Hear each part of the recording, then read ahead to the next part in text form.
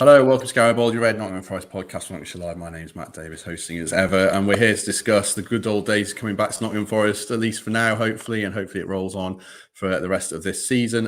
Forest won 3-0 at Birmingham City on Saturday to make it 3 wins out of 4. And if you Google the championship table, they're now 8 points off the playoffs, so anything can happen. Although they're only 3 points above the relegation zone, we might discuss the bigger picture as we go along. But here to talk all things Forest for me, first of all, returning to the show is Reg legend Garry Birtles. Morning, Garry, you well? Good morning. Yeah, very good, thank you. And back with us, as usual, is Forest reporter Sarah Clapson. Good morning, Sarah, you well? Hello. Yes, I'm not too bad, thank you. Good. I almost ran out of breath doing that. So I had a cold for a week. I feel better today, but talking like that. Man. I know. I do love a whinge, don't I? But we don't have anything to whinge about when it comes to Forest for once. Sarah, you were at St Andrews.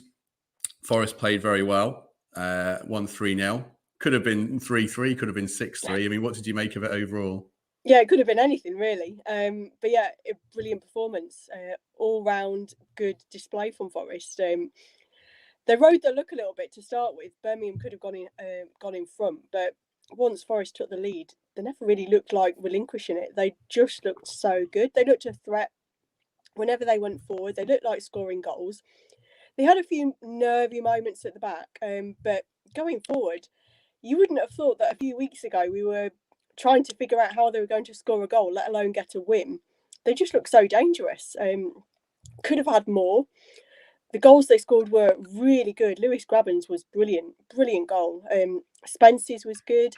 Ryan Yates went in bravely for his header. A really good afternoon, and the fans were brilliant. Absolutely first class support from the away fans on Saturday. Really good afternoon all round. There's, not a lot to whinge about from that. I think, Garry, the last time you were on here with Darren Fletcher, maybe 2 or 3 weeks ago. Yeah, I got a Stanley knife in my hand. Well, the club was at a low ebb. Let's put it that way, and it was all very much doom and gloom. I mean, whenever you're on here, whether you speak negatively or positively, it's always from the right place in terms of your love of the club. So, how nice is it for you to be able to talk about some wins and some positivity after? It's fantastic. I mean, last I can remember saying, I don't know where the next win is coming from or the next goal. It was that bad at that particular moment, and it just shows you that, you know, things can turn around. The same group of players are just playing a different system, different formation, given the license to do what they do best. I think, you know, everybody said what a great man Chris is, and he is. But I think with him, it was let's not lose rather than let's go and win. And if you use that philosophy, you can come unstuck, because if you do go 1-0 up and you try and defend that in the modern game, it's so difficult now. And you know, I always said, people said Chris has got them up and he's done this, and 3 years ago the game has definitely evolved in 3 years. And you know, you can see the difference in attitude. You can see the difference in, you know, the way they play. You know, they look like they're enjoying it now in the few games they've had. And you've got to enjoy what you do when you go out there. There's no point going to work, whether it be a footballer, whether it be Sarah, whether it you, Matt. You have to enjoy what you do. And if you're not enjoying it, you don't put your lot in. And it's people will say, well, why is this group of players all of a sudden, you know, come to life? They didn't do it under Chris. You know, they're now looking like they could zoom up the league. But let's not get too carried away. And I'm sure that's the mantra down at the club at the moment. It is. It's every game, you know, take every game as it comes. It's very positive. It's great to see. It's lovely to watch Soccer Saturday and watch, you know, 0-1, 0-2, 0-3. And it's just, the change has just been so dramatic, and it's great for everybody. The fans have always been brilliant. The away fans, they go in numbers. They fill every ground up with the tickets they can get. And, you know, I'm just delighted for them that they can see light at the end of the tunnel now. And you know, Roy Keane took Sunderland up all those years ago. They were right down at the bottom. You know, they just soared up the league and got promotion to the Premier League. I'm not saying that's going to happen, but it has happened. So, you know, let's take everything on board that we've seen so far, enjoy it, and just hope it continues, because winning games breeds so much confidence, and you go out there thinking you can't get beat. And, you know, you talk about Lewis Grabban's goal. What a strike that was. if I was their manager, I would have been absolutely slaughtering the defence, because I think Lewis, he couldn't believe his luck. He thought, what should I do here? And they kept backing off and backing off and backing off. Finally, he got to the edge of the box and thought, right, I'm going to shoot here. And it was a stunner. But, Sarah said they rode the luck. Every club in football, professional football, ride the luck at some time. Then you have to, when you ride your luck, you have to take advantage of that. Forest will have games where they hit the post 3 times. It's unlucky, but that's the game of football. And, Forest took advantage of that and, went on to, get a comfortable victory. Yeah, we're live on Facebook, so do join us with some comments and we'll put them up. Quite a few people talking about hitting the woodwork and that kind of stuff. I mean, Sarah, what's changed so quickly under Cooper? Because obviously you spoke to Joe Lolly last week and his comments were very interesting. I don't think he mentioned Chris Hughton by name, but he talks about very much a sea change in terms of how things are done behind the scenes. What do you think Cooper's done so differently beyond the obvious stuff we see on the pitch? Yeah, and just for balance with what Joe Lolly had to say, that's his opinion. There'll be others who think differently or who had different experiences under Chris Hughton. That's Joe Lolly's experience, and he's come out the better for it. He's looked rejuvenated really in the last few games. I think you have to give a lot of credit to Steve Cooper for his man management. He's come in and he's quickly instilled belief in the team. Whenever you talk to him, he's positive. He talks about wanting to win. He talks about wanting to score goals, wanting to play well. And he builds his players up. He talks about them. It must make you feel like you're 10 feet tall when you hear him talk about you, because he's really good at getting his players to play their best, and he's given them freedom, like Joe Lolly mentioned. He's given them the opportunity to express themselves and to go out on the pitch and have responsibility and make their own decisions to some degree. Yes, the plan is there and there's a basis for what they want to do, but he lets the players go out and get their own sense of the game and make their own decisions and take responsibility themselves. And I think that's quite a big thing. It means the manager's got faith in you, and as a player, that's got to count for a lot. And a lot of the big players, the key players, are showing that in their performances. The likes of Lolly, Brice Samba, Lewis Grabban, they're all back to the kind of or near the kind of form that they've shown they're capable of in the past. Jack Corback, he's done really well when he's come on, and obviously started on Saturday and did well. So I think the big thing is coming into the dressing room and getting the players feeling like they can win games.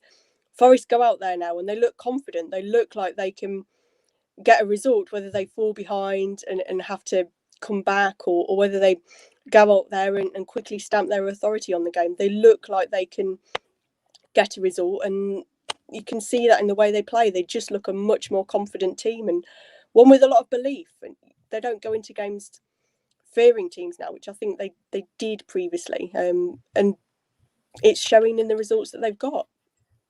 When you talk about, like Sarah says about man management there, Garry, every coach or manager we have on here, to me, it always strikes me that the most important aspect to be successful is man management. And I'm loath to mention your old manager's name because it's never fair, but that was always his great quality, wasn't it? I mean, to you, is man management the most important aspect of being a football manager and a coach now? I think you've got to get your players on side. It's so important to do the right things. It's about every day. It's not about Saturday afternoon. It's about walking through the door in the morning and looking forward to walking through the door in the morning. And that's what under Brian, that's what we had. You couldn't wait to get in. But I'll mention another manager of mine, Alan Buckley, at the end of my career at Grimsby. What a fantastic bloke he was. And when I went to sign, talk to him up there, I said, what style of football do you play? He said, we get it down, we pass it. I said, give me the pen. And I signed, like 300 quid a week. And that was, brilliant. I had 3 fantastic years there.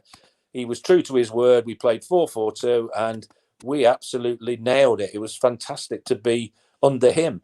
And it was the same in training. You walked in training. He let me train 2 days a week because I was travelling up. And he trusted me to do it back in Nottingham as well.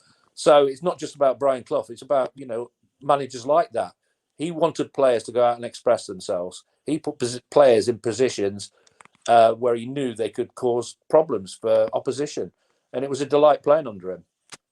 So it is about, it's you can get bogged down, I think, in the way you go about things, and I think the players now realise they've had a release by the look of it. You can see that. How would you describe? You can see the freedom they seem to have now, whereas before maybe it was right. We've got to do this. We've got to do that. Football's an instinctive game.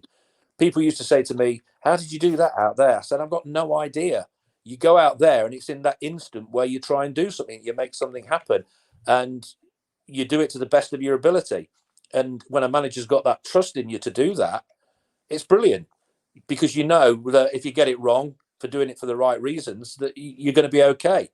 And I think that's what we've seen in the few games so far under the new manager. And to hear players coming out and saying that, it is good. You feel a little bit sorry for Chris, but it was always a little bit negative, the way they played and the way they approached games. And you could see the restriction a little bit on some of the players, wanting maybe to go out and do something more, to express themselves more, but felt restrained a little bit. And as I say, if you go 1-0 up and try and defend it in the modern game, it's just virtually impossible. I mean, you saw Liverpool Man City yesterday. You can't do it at any level. You've got to go and be positive. And that's, under Brian, we just wanted to rub teams into the ground. Once we got one goal, we wanted to go out and win the game 4-5 if we possibly could. And I've always been lucky enough at clubs that was the mantra. So, it's just great to see that the shackles have been lifted a little bit and they can go out there and enjoy themselves.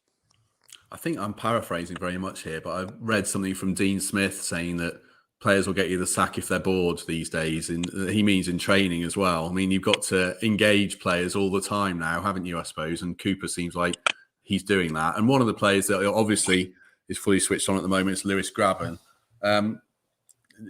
His goal, you mentioned his goal, Gary, from a striker's point of view, that's a bit of a dream, isn't it? He was allowed to take about 3 extra touches before he shot, wasn't he? I know, they backed off. I just watched it before we came on air and I thought, their manager's going to be absolutely slaughtering them, or should be.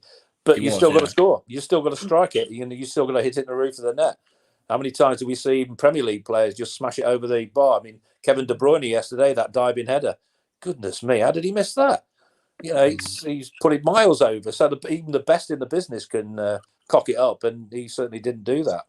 Yeah. And I gave him some stick. I did about he doesn't do this and he doesn't do that. But when you see him do that, you just got to admire it and love the beauty of it, because it was a fantastic goal, and you just hope that consistency comes back to his game now, and he can replicate what he's done before, in the number of goals he's scored. But I think now he's going to get better supply, he's going to get better service, and as any striker will tell you, you're beholden on that. If you haven't got that, you struggle massively. And we saw, Lyle Taylor, he struggled.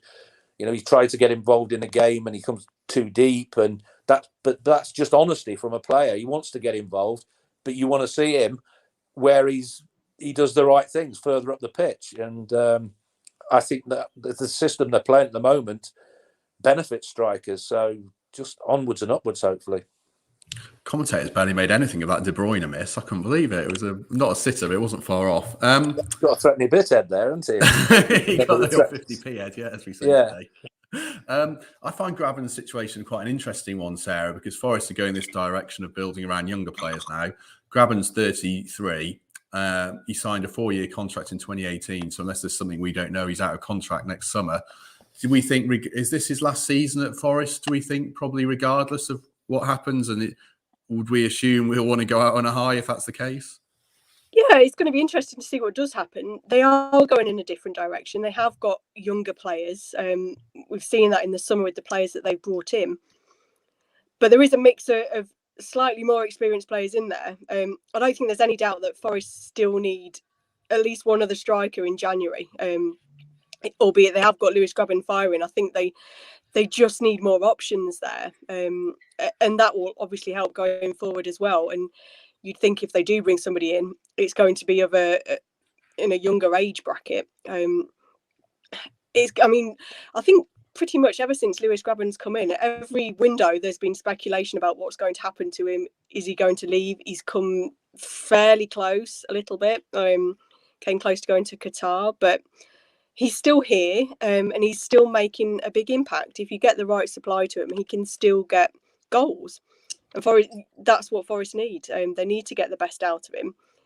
Steve Cooper's had a long chat with him about the captaincy role. Again, something that he's coming for criticism for in the past. People questioning his leadership style, whether he cares about the club, whether he should be captain. I think you could see in the last couple of games, he's led by example. And he's also helped the younger players. If you watch him interact with them, he's talking to them a lot. He's encouraging them. He just seems to be, that responsibility seems to be spurring him on rather than weighing him down now. And I think the chat that he's had with the manager has probably helped with that. If it is his last season, yes, he'll want to go out with a load of goals, and he'll want to prove that he's still capable of getting to that 20 goal mark that he's managed before. You wouldn't bet against him at the minute with the run that he's on. So it's an interesting few months ahead for him. I think he's got his future to try and sort out. And if you perform and if you get goals, then that's only going to help with that. Is this good man management again from Cooper? Because Sarah says about he's speaking to younger players and encouraging them, Gary. I think one of your gripes and my gripes about Grabban is sometimes his body language looks a bit negative, which is perhaps understandable when you were playing under Chris Hughton and we spoke about how strikers were isolated. But to be engaged and to be playing that captain who leads by example, that's only a positive for Forest, isn't it? Well, it's got to be. I mean, I would never give a captaincy to a striker. I always thought midfield or the centre half were better equipped to do it, because a striker's right up the pitch, and he can't affect what goes on at the back. So that's the only reason I wouldn't give it to a striker, because of that. And all my captains in the past have been either defenders or central midfield players. But if he is getting the best out of the young people around him, then that's got to be good. And that man management is working. And some players love the responsibility of captaincy. Other players don't particularly want it because they feel it's a little bit of a burden. But he's approaching it really well. He's one of the senior pros, which always helps, because younger players should look up to senior pros.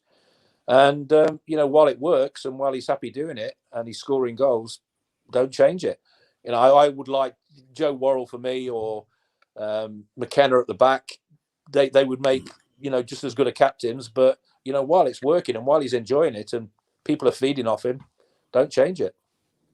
Just talk us through that second goal, Gary. I mean, you must have enjoyed it. Ryan Yates has missed a lot of headers last season, but he's outmuscled Lucas Jutkovic, who's the big target man, and planted a header in the back of the net.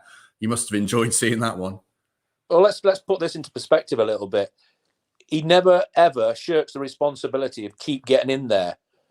It's like with a striker, never be afraid to miss. If you start being afraid to miss, you stop getting in the positions that you should be in to have that opportunity. And he never shirks that responsibility. He's always there. He'll throw himself into every challenge. Sometimes, he gets it wrong. And people have said, well, he's a red card in the, waiting to happen. But in those situations, you want somebody like Ryan Yates in that box. You've got Worrell in there, you've got McKenna, and the opposition will be looking at those, trying to pick. And he comes into the category of, a scoring midfield player. And if the quality is good enough, which it was, he'll just throw himself into everything that's in that penalty box. And that's great to see, because you need midfield players chipping in with goals.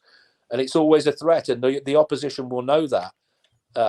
If the quality is good enough, that he'll be a big threat. And then if they start double marking him, then it gives Worrell and McKenna the like to get involved as well and score goals.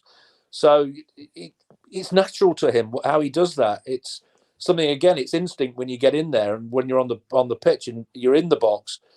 It's good to see that somebody like that is always going to do that, and that it's always going to be a threat to the opposition.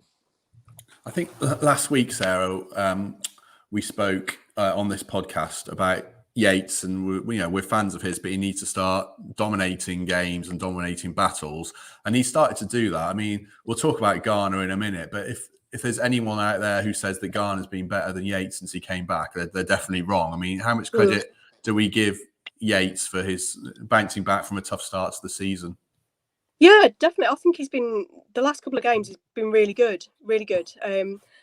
Perhaps along with Garner, the early games, he wasn't quite dominating in the way that he can, but he's really picked up. Saturday, I thought he was excellent. Not just his goal, but his all-round play. I think it's Forest are pressing more, and they're playing further up the pitch, and that's helps him. That's playing to his strengths. He can be, when he's on form, more of a box-to-box type midfielder. He does go in with these crunching challenges. He does throw himself about a bit, and he does get in the right positions. Sometimes it's his finishing that has let him down a little bit, but that's something that he's working on. He's still young. I think you forget how young he is because it seems like he's been around forever. But yeah, I think before the game, people were saying, can Yates and Colback work together? It's something we questioned before. Both of them were really good on Saturday. Jack Colback was excellent. He probably came in with a point to prove, having not featured too much. Came off the bench against Barnsley on Wednesday and did well. But Saturday, he just upped his level went up another gear.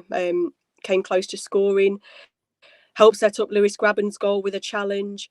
The midfield pair just worked really well. That system really seems to suit Forest, that three at the back. And Steve Cooper said afterwards that he tries to balance it so that Forest he doesn't want 7 people attacking, he wants more. And that says a lot. That says how much he wants Forest to get forward and the kind of message that he's getting across to his players. And people like Yates are benefiting from that because they're being encouraged to press forward and try things. And if it doesn't come off, you just try it again.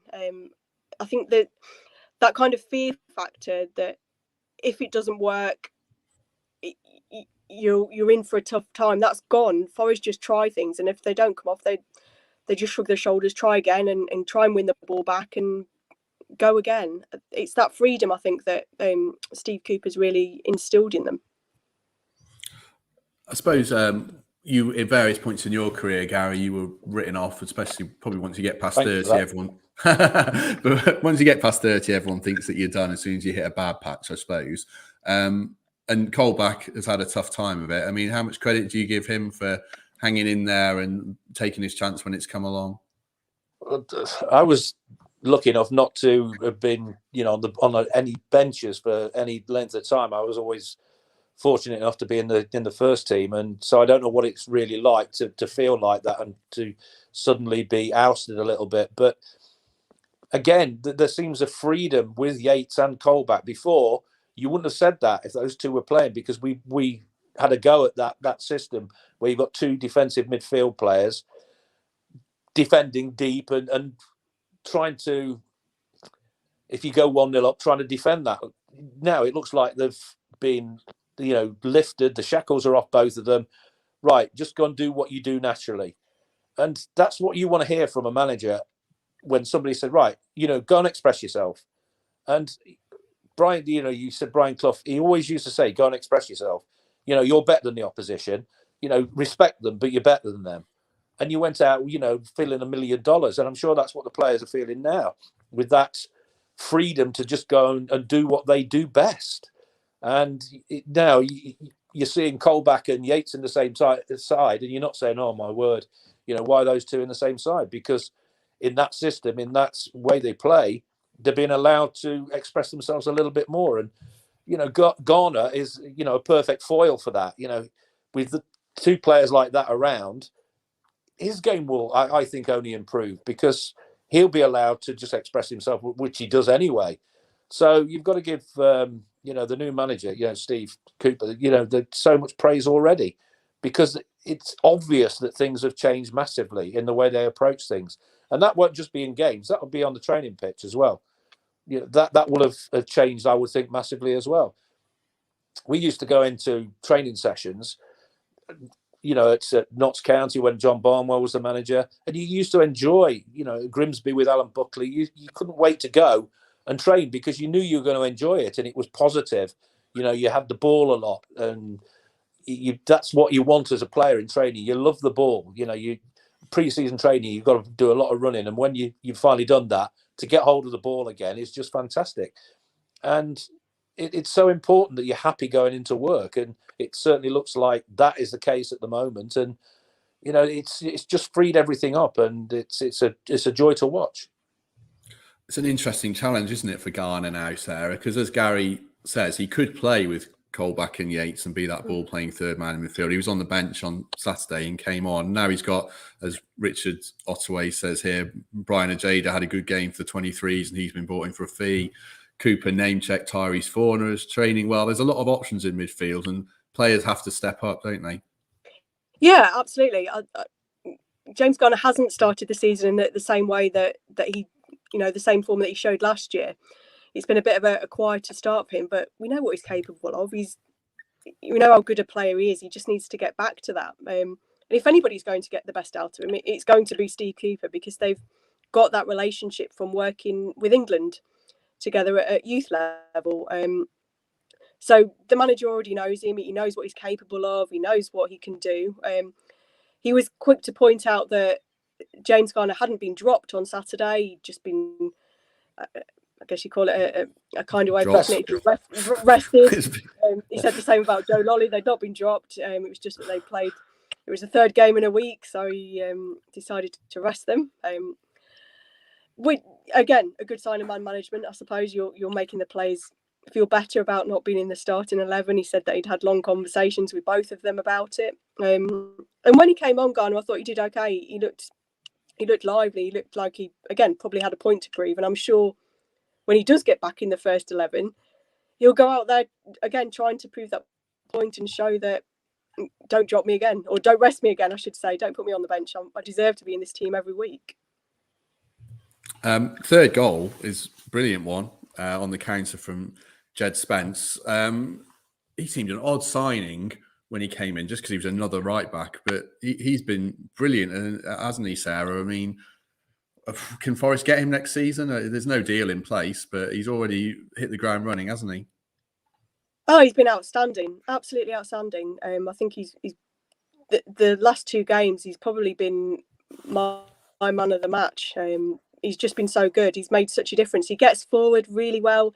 He always offers an attacking outlet, but he doesn't forget his defensive duties. He's quick to get back and help out. And I don't think he's put a foot wrong since he's come in. I know everybody says, well, Middlesbrough must have a big selection of right backs ahead of him if they let him go, but their loss is Forest gain. They're getting the best out of him, and he seems to be enjoying himself. Another player that seems to be just thriving at the minute. And like Gary's mentioned, when you're happy, you play your best football. And I'm sure going forward, if he's happy here and he seems to be enjoying himself and he knows he's getting game time, if he's not going to get that at Middlesbrough, then maybe he'll think about where his future lies going forward. And you'd hope that Forest will be in with a shout with that.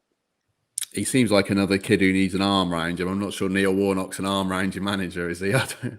Well, he certainly won with me. As soon as he came, he bombed me out at Notts County.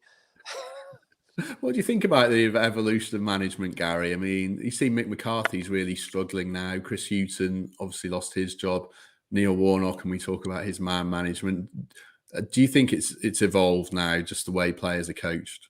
Well, that's what I said. 3 years is a long time in football, and it has definitely evolved, I think. And you see the difference in the championship from 3 years ago. I think is quite significant. And those managers have always, they've done fantastic jobs wherever they've been. But I think sometimes you do have to adapt. You do have to change. And if you don't, then, things can just stagnate and stay the same. I was looking at that third goal again. The vision, I'm not sure who it was. I've only seen it once. The flick, who was that who played the ball through to him? Because that was as good as a goal for me, because before that would have been stopped and maybe not seen, but it was played first time, and that gave him the opportunity to get the touch right and strike it beautifully.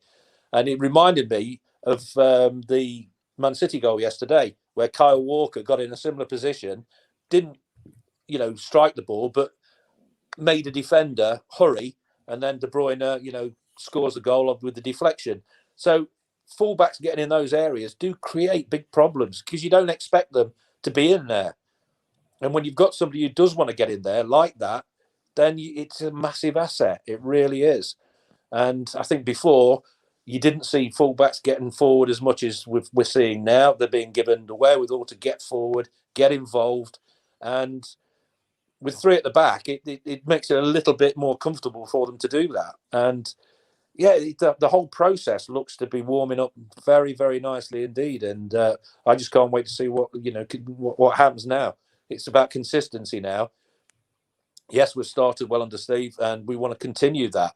And it's all about consistency. You're going to come up with a cropper against some of the teams in there, but with the confidence they have and watching them, they won't fear anybody, and that includes your West Broms, your Bournemouths, or anybody like that, because they think they can go out and beat them.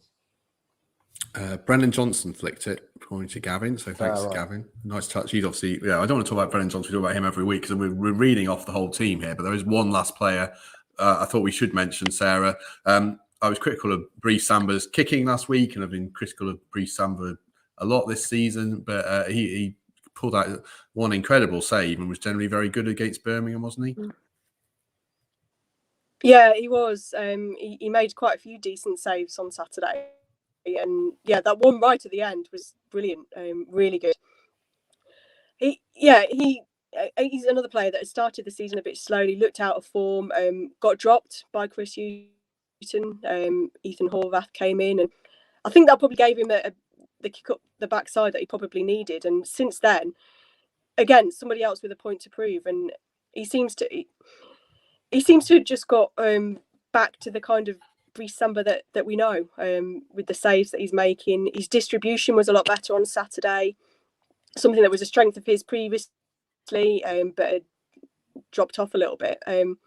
He seems to be back to his best, and he's got that confidence about him. He's got that kind of swagger.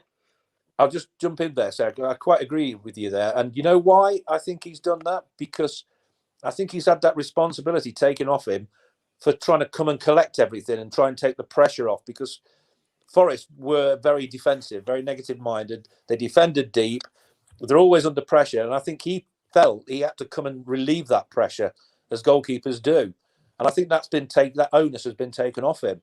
He's a really great shot stopper. That's why he was the best goalkeeper a couple of years ago in the league, because he did that particularly well.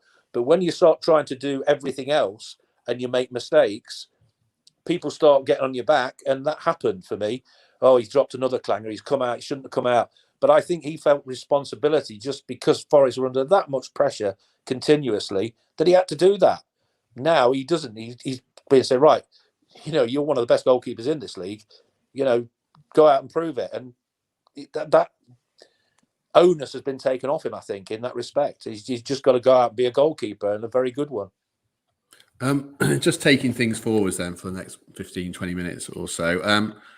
Forest obviously won 3 out of 4 now, but they've all been away and hitting teams on the counter. So is there not a concern there, Garry? But there's a point to prove to us, and they haven't won a home game, and they're playing away a system that works on the road at the moment. When teams sit in against them, are they going to have to be play a bit differently or not at the City ground? Well, no. Why play differently? Just play the way you're playing. It's working. Just because you go away from home and you play that style, just play it at home. If it works, do it. And there's nothing wrong with that. Nothing wrong with being a counter-attacking team at home. Ask Liverpool. What a counter-attacking team they are. Even when they're at home, it's the best teams do that. The best teams can adapt and do that. And the best players within those teams, can do that. And you can see that happening. There's nothing wrong with being a counter-attacking team at home. People get this wrong. You've got to be a counter-attacking team away from home. You haven't. You can do it at home as well. And yeah, you might tweak things a little bit to be a little bit more positive at home. But if it's working, if it's it's not broken, don't fix it. But is it harder at home? Because teams are going to sit in against Forest now, aren't they? They're going to see that. Well, I hope they do. Because if they sit in against us, then we've got the players and the system to go and win the game anyway. It's not going to be that different. I would love to see teams just sit in deep, and I think we've got the ability and pace to be able to, if they do counter-attack, combat that. So, just be given the wherewithal to do exactly what you want and maybe not change it a great deal. Yes, tweak it, but, if it's working away from home, you can make it work at home. And that will confuse, I think, oppositions as well, because they might expect Forest to change things a little bit. And if they don't, we could really go on a run here. Dean Spencer says, I wonder if Greg thinks we can win the league yet. Greg messaged me during the game and said he's already cancelled his playoff hotel because we're going up automatically. So yes, he certainly does think we can win the league. I mean, Sarah, what's the goal now realistically? If you look at some of where they are in the league, they're back in that sort of anything can happen stage, aren't they? They could still go down, they could still go up. What do you think is going to happen?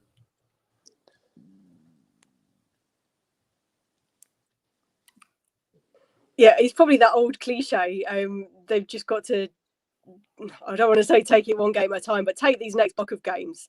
They're going to face sterner tests than they've faced so far. I think perhaps October, November, we'll be able to see a bit more about what this team has to offer and what they can do. But while they're on this run, they've just got to keep it going, see where it takes them, see where they are after the next few games, see where they are in the table, how many points they've got. I think if you try and look too far ahead and try and set goals about what they can and can't do, you get wrapped up in it a little bit. They've just got to focus on keeping this run going, keeping these kind of performances going, getting better, because that's one thing the manager has stressed. He was quick to point out on Saturday that defensively at set pieces, they looked a bit wobbly. That's something he's going to work on over the next 2 weeks. And they've just got to focus on doing what they've been doing well. Again, try and put right the things that they've been not so good at and see where it takes them. If they keep this one going, then, who knows what they're capable of. They could quickly climb up the table. We've seen what a difference just a few results makes. If you keep that run going after the international break, then you'll soon shoot right up there. And then you've just got to keep that going. You're going to tell me the same thing, Garry. You always say one game at a time, but winning's a cumulative thing, isn't it, in terms of confidence? Of course it is, but you can only take it one game. You can't look forward to the game after and think, well, yeah, we're planning for that. I think the international break has come really well for Steve to work with the players. People will say, oh, we're winning games. We could have done without the international break, but I think the opposite, because he's come in very quickly. Things are working pretty good straight away. He's got time now to get to know the players better, to chat with them all, to watch what they do on a daily basis more, and come up with more sort of plans if you want to change things at home. So I think the international break has been really timed well for him, and I think you'll see maybe an improvement after the international break. And he's got players in there who are now thriving. Yes, it's only been a short space of time, but you can see the massive difference already in the way they go about things. And to have that time to work a little bit more on it and talk to people about it, he seems that sort of a manager. I don't know what sort of a manager he is. You've only heard the stories, but he seems like he wants to engage with his players. He wants to have conversations. He wants to take on board, their ideas and maybe, how they feel about doing things and what was not working before, and wants to put that right. And he seems to be getting his point across unbelievably well, very quickly. And I think you've got to give credit to Stephen Reid because, that game he played, the first game, he changed things around and that started the ball rolling a little bit. So I think he needs credit in that respect because that was a bold thing to do, a brave thing to do after, what the team had gone through under Chris, the start to the season. And that lifted everybody as well. And the new manager coming in has now lifted everybody a little bit more. So all those factors are working together. I think it could be, fingers crossed, the start of something a little bit brighter. Yeah, I think you're dead right about the timing of the international break. He's a coach who wants to coach players, so he actually has to get on the grass for them. So I agree there. And what do you make of him in interviews, Sarah? He's only done interviews in positive circumstances so far, so it's not a full reflection. But what have you made of him in person? Really good. He's really impressed. He speaks very well whenever you talk to him. Again, it's just good man management. He spoke on Saturday about how he wants players and staff, everybody around the club, to feel good about themselves, to feel happy and settled, and like they're all working together. In a short space of time, he's got everybody on side, and he's created this sense of unity. And I think when you've had a bad run, when you've had a dismal start to the season, that's such a big thing. Getting everybody working in the same direction, pulling together as one, and that translates onto the pitch. And he's so positive. Whenever you speak to him, he's so positive. It's probably a little bit of a bad comparison, but he's a lot like Sabri Lamucci in that respect, in that whenever he talks, he's a good speaker, and he just makes you want to go out there and do well for him. And I imagine that's the same in the dressing room and on the training pitch. When you're building your players up like that, when you're making them feel good about themselves, you want to do well for somebody. And he's quickly come in and done that. That's the big difference that he's made. And yeah, whenever you talk to him, he just comes across so well. And he's going to be like that with the players as well. And I think that's what's making a big difference. Excuse me, I'm coughing all the way through this. Forest's next 5 fixtures, just for everyone's information, are Blackpool at home, Bristol City away, Fulham at home. It looked absolutely awful in the second half against Coventry. I watched that. QPR away, which is a tough one, and then Sheffield United at home. So an interesting batch of fixtures coming up where anything could happen. I was wanting to finish talking briefly about Forest women. They lost to Derby, which is obviously a shame, but they had an attendance of 4,400 at the City Ground, a league record attendance, and probably considerably higher than a few top-level non-league games and League Two games at the weekend. Sarah, we both spoke to Andy Cook, the Forest ladies manager recently, Forest women manager, excuse me.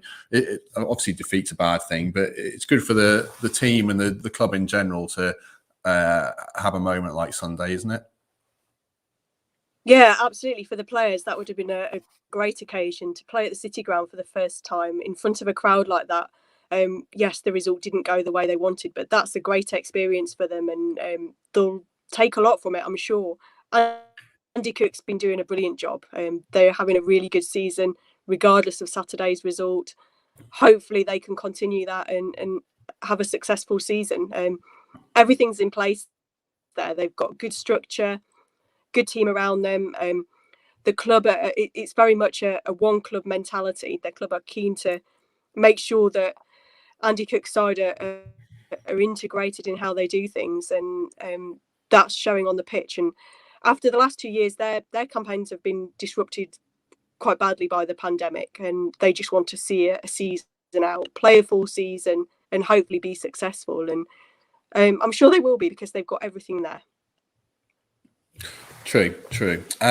Right, I think we'll probably leave it there. Dean, are you looking after the exercise bike for someone? For anyone's actually watching this, not listening to it, there's always an exercise bike behind me. And the duration we've done this podcast, I can tell you I've used it probably once. So, yeah, probably just looking after it for my wife. Are you still walking, Garry, every day? I am indeed, yes. Well done. Yeah, I think I'm averaging about 17,000 steps a day at the moment. So out at 6:45 in the morning, as soon as it gets light, 2 hours, and then maybe another one in the afternoon. I think I'm averaging about 17,000 calories a day at the moment. Eating weight. Thanks. I'm being jabbed all over the place at the moment, and a flu jab, a pneumonia jab, and I've got a booster jab today. So that's why we're recording early, certainly. Yeah. So right, I think when you get to my age, that's what happens to you. You see, you'd be healthier than me. Right, I think we'll leave it there. We'll be back next week with an interview with someone from the club's past, present, or future, and that should be a good one. Hopefully, I've actually got to arrange it, but I'll just tell everyone it's going to be good. Garry, thanks very much as ever. Pleasure. Sarah, you've been on an Australian-style delay the last 10 minutes or so, but thank you very much. Thank you. There it is. And we'll catch everyone next week. Thank you very much.